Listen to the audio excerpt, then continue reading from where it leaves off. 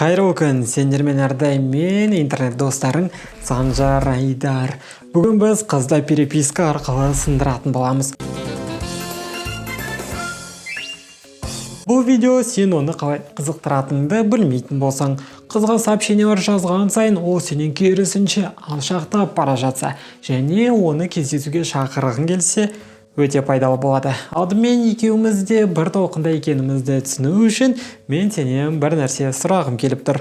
Қыздың сені осындай смайликпен бе, әлде шынайы ернімен бе сүйгенін қалаушы едің? Оны сұраған себебім, хат алмасудың ең басты мақсаты ол қызды кездесуге шақырып алу болып келеді. Басқа еш нәрсе емес. Себебі көріскенде ғана сендердің араларында бір сиқыр пайда болып, хат алмасуды ондайды байқай алмайсың. Қыз сенімен қатты көріскім келіп тұр дегеннің өзінде ақ біз онымен ары қарай ойнап, оны барынша қатты қызықтыратын боламыз. Ал мен бұл видеода оның жүрегін жаулау үшін саған қыздың сөйлесетін адамдар тобындағы нөмірі 1 жігіт атануға көмектесетін боламын. Біздің кезде көп жігітке қыздың телефон алу қиын екенін білеміз. Ал егер ол саған инстаграмын емес, өз нөмірін қалдырған болса, онда сені құттықтаймын.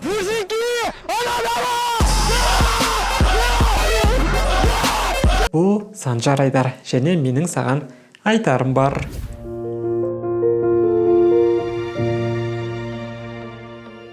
Перепискадағы ең бірінші секрет бұл позитивті болу. Қызға хаттар жіберген кезде өзіңде көтеріңкі көңіл күйде болуың керек. Солай ғана сен бар жағымды энергияңы оған жібере аласың. Егер сенің күнің сәтсіз өтіп, ішің пысып кетсе, ал қыз осы сәтте «Сәлем, не істеп жатсың?» деп сұрақ қойып қалса, ешқашан қызға күнің қызық емес өтіп, бәрі әдеттегідей деп айтушы болма.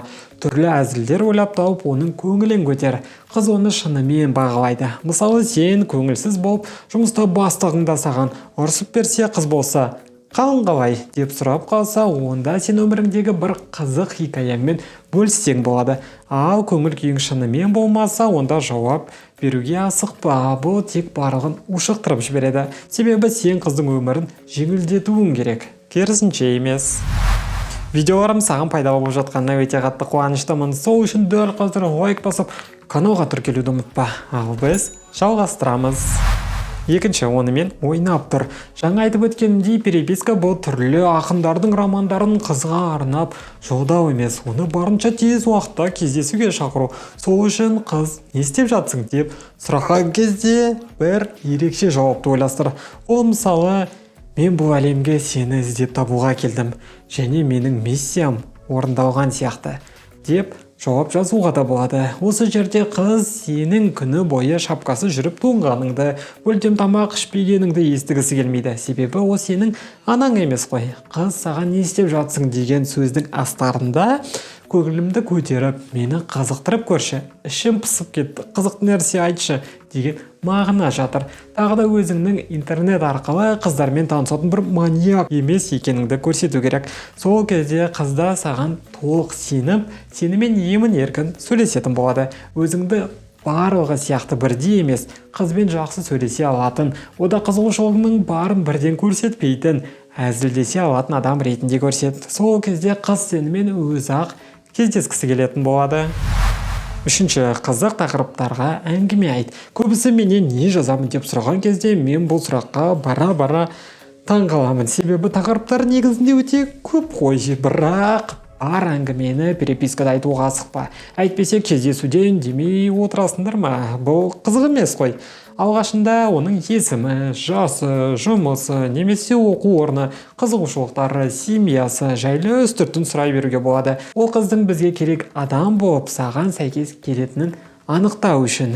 Ал кейін кездесуде осы сұрақтарды қайта қойып, толыққанды тереңірек жауаптар алуға да болады.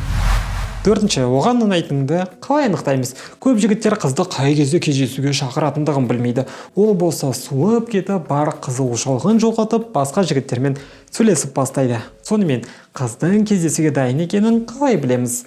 Ол сенің хаттарыңа бірден жауап беріп үйренген кезде, сенің айтатын әңгімеңмен толықтай келісіп жатқан кезде, сенің әзілдерің оған күлкілі болып жатқан кезде, және ол өз суреттерін саған ұялмай жібере берген кезде қызды толық кездесуге дайын деп айтуға болады. Ал бүгінге осы видеода айтылған кеңестер арқылы өз арманыңдағы жұбыңды тезірек кездестіруіңе тілектеспін. Бұл тақырып жайында көбірек ақпарат білгің келсе, дәл қазір менің төмендегі Инстаграмыма кірсең болады. Жеке сұрағың болса, онда комментарийге жаз. Мен міндетті түрде оқып жауап беремін. Сенімен бүгін болған мен Санжар Айдар. Келесі видеоларда көріскенше.